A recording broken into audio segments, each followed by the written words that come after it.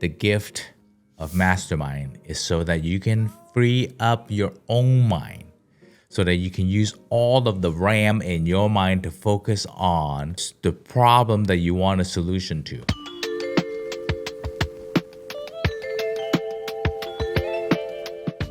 Before we get into the mastermind concept, I learned this concept of mastermind in the book Think and Grow Rich, which I refer to all the time. And in the last solo pod, I mentioned about the definiteness of purpose. And now the next thing now that you've found your purpose is to find a group of mastermind. Mastermind is people that are going to think with you.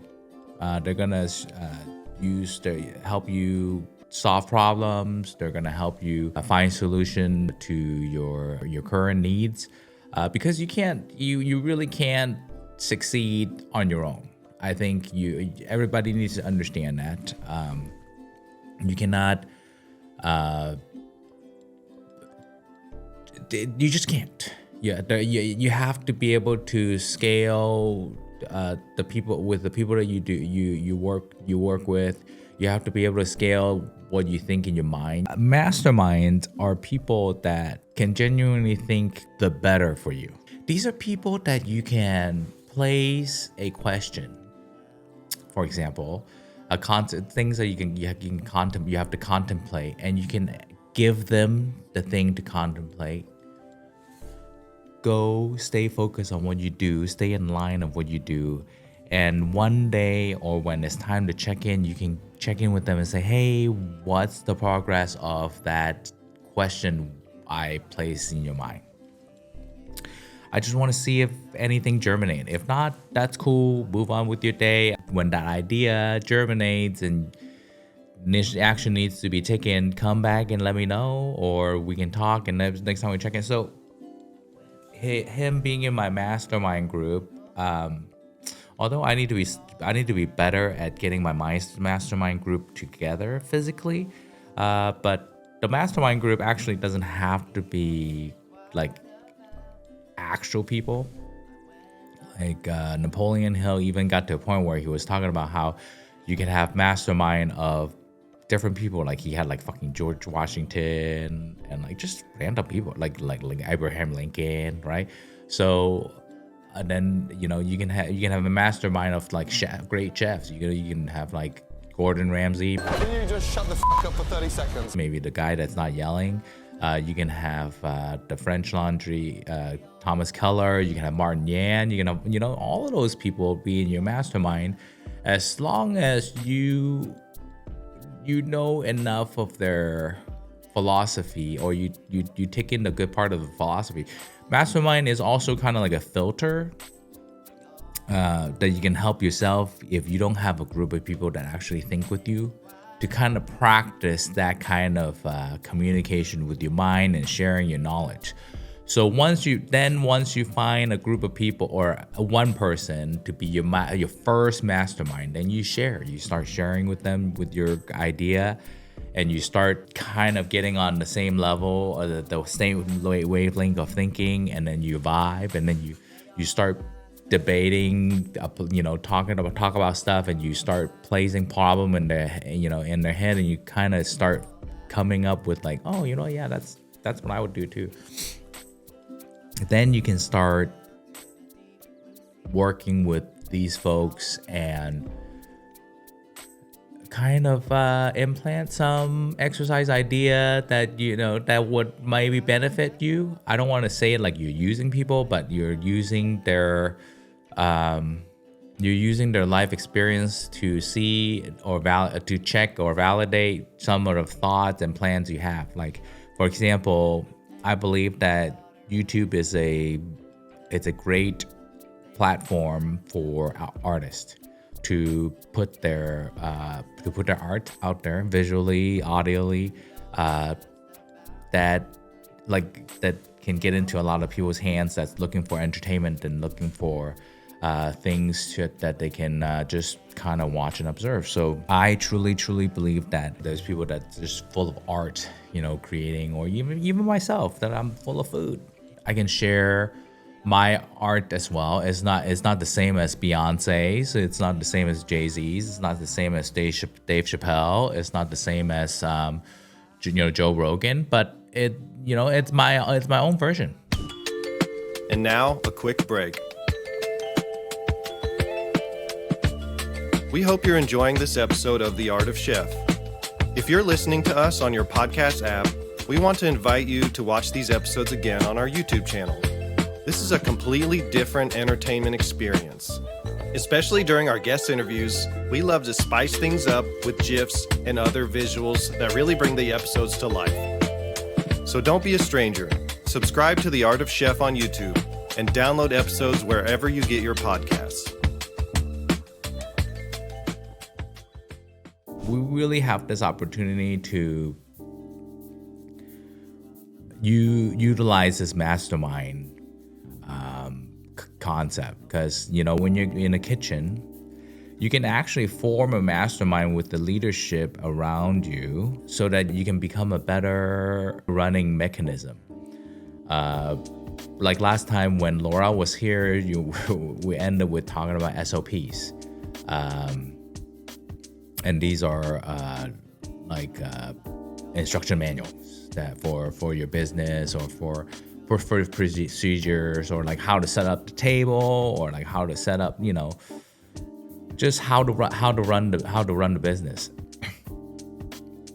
Now that I've developed the relationship well enough with someone like Laurel, having the mastermind relationship with her, that now she's willing to, when I plan a thought into her, it yields not just answers, but yields action. I think that's where a lot of ways you can use that in the kitchen. Not only using the SOP, not the order, but you need to be able to work with your other chefs, right? To think coherently together so that you can present one fantastic product. This whole Chef Yukei on YouTube, on social media, all the cooking video, all these pods, they are produced from my mastermind group, like Laurel and her team and her mastermind. So all of a sudden, my one person's thought and mind have become an organization of minds, and it really leverages you up quite quickly. I can honestly say I would not be able to do more than I can't do a tenth of what I have going on, and have it all set up if I didn't have my team. And then I just plain and simple, and having that team and being able to share your thoughts and being able to plant it and leave it and let it germinate and grow. Maybe that's what the concept of mastermind is teaching me, is that you cannot drill a thought into your mind and think, sit there and think, and think that you can get a solution. You also cannot sit there and debate and talk to someone over and over again to expect a solution. So you can do a little bit of that so that the person can have a clear sense of a direction that you want to go and your thought, and you let that into that person's mind, you let that live there, and you go on with your day, and they can kind of run with your vision and produce the product that you want. That's the power of the mastermind. And that's where, if you want me to place a value on this mastermind concept, is that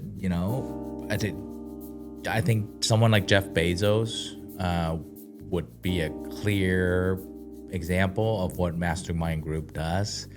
When he was running Amazon, he only pretty much talked to 10 people, and then those 10 people talked to their own people, and cascading on. And he got a lot of things done, and they were able to do a lot. They were able to get Amazon to where it was. I think is because that allows him just extreme focus on taking care of himself, dealing with the situation. So Even someone like I think it was Henry Ford.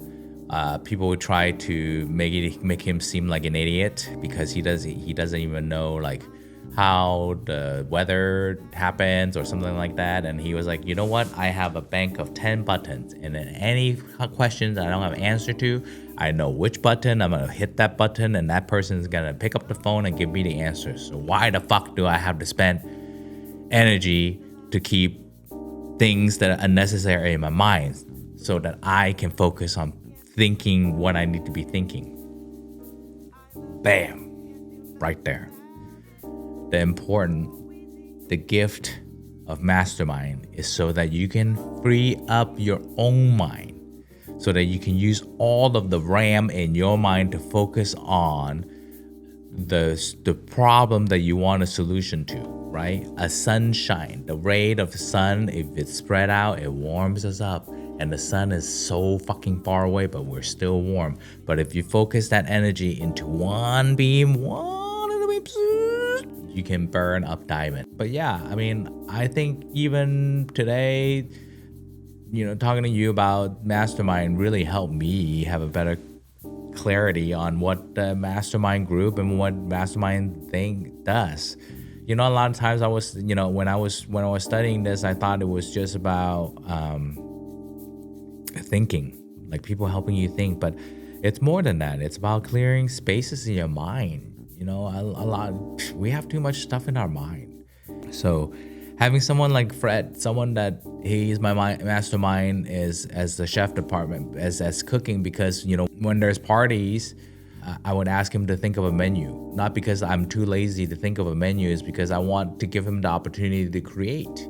And he takes on the challenge and he creates the food that he would like to do, and he does his best job.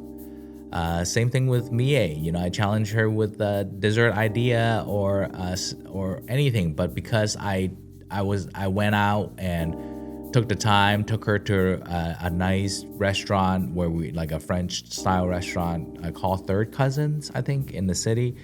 At the beginning when I was trying, like, I guess interviewing her for being our pastry chef, and just really putting out there that we want to have a lot of people that comes up to the gallery. It's like a once in a life experience for them. Like, they will never come back up again. So we want to leave like an impactful, like, we want to enchant.